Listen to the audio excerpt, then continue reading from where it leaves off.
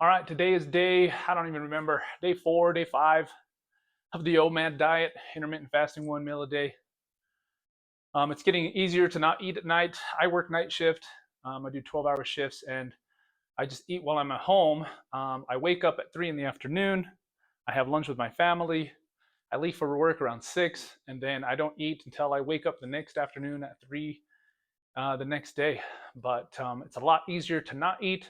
I'm definitely always hungry. Like I'm always ready to eat, but I'm not as miserable as I was those first couple nights. It's a lot easier to do it now. But like I said, I'd be lying to you if I said I wasn't always ready to have my next meal. But the scale's not moving much, which is pretty frustrating because when I'm at work all night and I'm thinking of food and on my Instagram reels and on social media, I'm watching all these things of food that come up across my feed because the algorithm knows that I'm watching. It's funny how the algorithm knows that I'm paying attention to the food things because I'm hungry. But um, I'm doing much better at work at night when I'm trying not to eat. I was saying how frustrating it was. The scale's not moving. I went to 214 from 220 pretty quick. Like in those first 2 or 3 days, I got to 214 fast, and it's been stuck there the past couple of days, which I'm a little frustrated about because I'm hungry all night long. I expect the scale to be going down, and I guess it's going down, but only by like ounces at a time. I don't know why I'm surprised. It took me 2 months to gain all this weight. I don't know why it's crazy for me to think that it would take me 2 months to lose all that weight. But I don't know. I guess it's just not as fun, and it's difficult when you're hungry all night long. Losing weight's not easy. It takes a lot of discipline, and it's kind of miserable because every cell in your body is telling you to eat. Otherwise, you're going to burn fat because I think from a survival standpoint, from a mammal standpoint, we are designed not to lose weight. So our instincts are pretty strong. Anyhow, so we'll see what the scale's like tomorrow. What did I eat today? My wife went to Papa Murphy's Take and Bake. I had 3 slices of pizza and a cookie. Now I'm going to go and have 2 scoops of protein, and then I won't eat anything until the next day. My lifts, the strengths are similar. I'm not as strong. I'm not as like ready to go as I was when I was like eating how I felt I should eat. But my lifts haven't dropped drastically or significantly. My reps have come down like 1 or 2 reps, but for the most part, they're very similar. I didn't squat as heavy. This left quad of mine feels a little, I don't want to say sore. Um, it doesn't feel as good as it usually does. And I didn't want to squat as deep and as heavy as I usually do because I'm trying to prevent an injury, especially when I'm in a caloric deficit. I don't want to push it any harder than I need to so that I can avoid having an injury because I don't want an injury and being in a caloric deficit. That would be frustrating. So listen to your body, do what feels good, do what feels right, push yourself, but don't hurt yourself because sometimes you can bite off more than you can chew. Anyhow, I'll keep you guys posted, and hopefully tomorrow the scale goes down from 214 to 213 at least. All right, today is day 7 of the OMAD diet, intermittent fasting, 1 meal a day.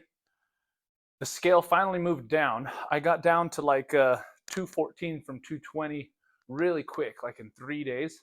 And then it just stayed at 214 for probably like another 2 or 3 days.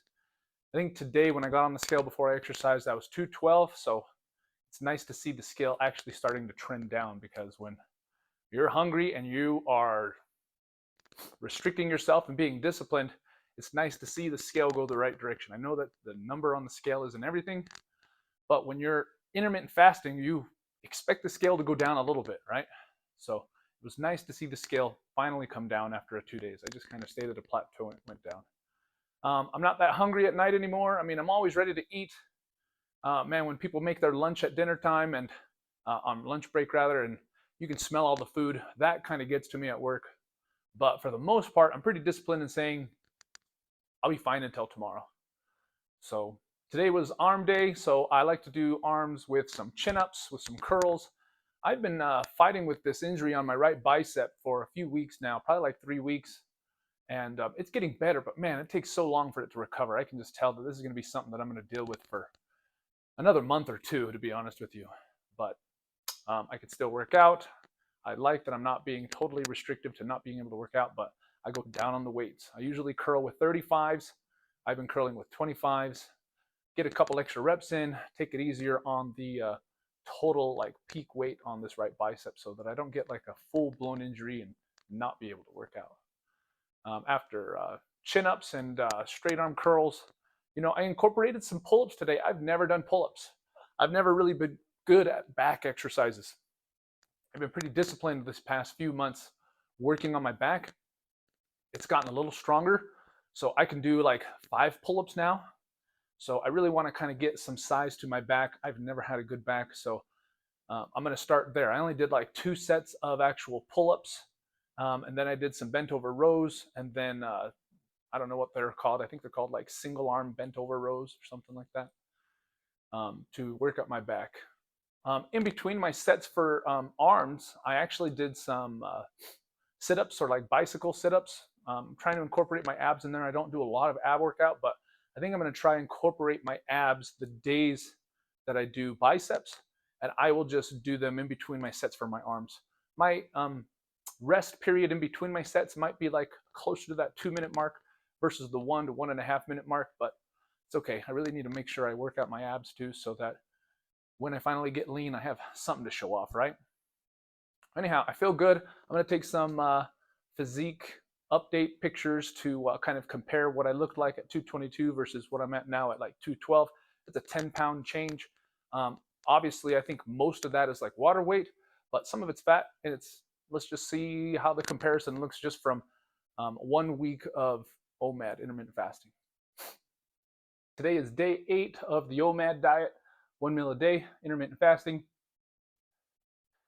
I just finished my workout. I'm kind of in a rush, so forgive my shortness of breath. Today was chest day. Definitely not as strong as I was like 10 or 11 days ago. My max reps on 225 on bench, 2 plates, is 7. It was like that last week. My peak when I was actually heavier is I did 8. So I definitely cannot get 8. So I don't nearly have the same gumption that I had in my system when I was eating whatever I wanted. But going down by 1 rep, I don't think is terrible, because I'm excited that I'm just doing 7 reps in the first place. Anyhow, the scale's moving down. I'm really happy about that. The first 3 days, scale dropped quick to get rid of all that water weight. Then I stayed at a plateau for like 3 days, and I was really frustrated, but the scale went down like another 1.5 pounds last night, so I'm pretty thrilled about that. I know the scale doesn't determine everything, but it's nice to see the scale go down when you're really hungry. You're being pretty disciplined on your diet, because I'm not like miserable hungry like I was the first couple days, but I'm still hungry. When people bring their dinners out at lunchtime at work, I'm just like, man, that stuff smells pretty good, but just got to be disciplined and understand that you'll be just fine. I think as human beings and as mammals, we were designed to go extended periods of time without eating and still be able to perform our duties. So this is exhibit A of that. Today for lunch, I had a cheeseburger with some pasta salad on the side and 2 oatmeal chocolate chip cookies that my wife made.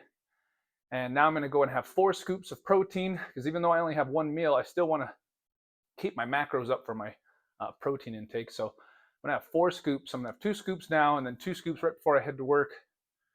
And just in my scoops of protein, that's still 100 grams of protein. And then the burger that I ate probably is only like 20 or 30, if that. I'm only getting 130 grams of protein today, but somewhere around that 1,200 to 1,500 calories. Anyhow, today, like I said, was chest, so I did bench. Then I did incline dumbbell flies, or dumbbell press rather. Then I did some tricep extensions or skull crushers. Anyhow, it's still going good. I'm 8 days into this thing. We'll see how long it takes for me to get some definition in my stomach.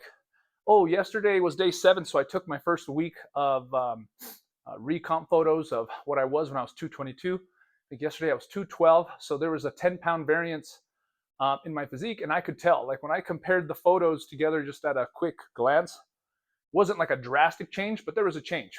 Even though most of that weight was water weight, you can still see some extra definition in my stomach, and you can even see some little bit extra vascularity in my arms, so that's good. It's just a long process. I've got to keep it up, and we'll see how long it takes so that I can get a stomach or some ab definition that I'm actually happy with.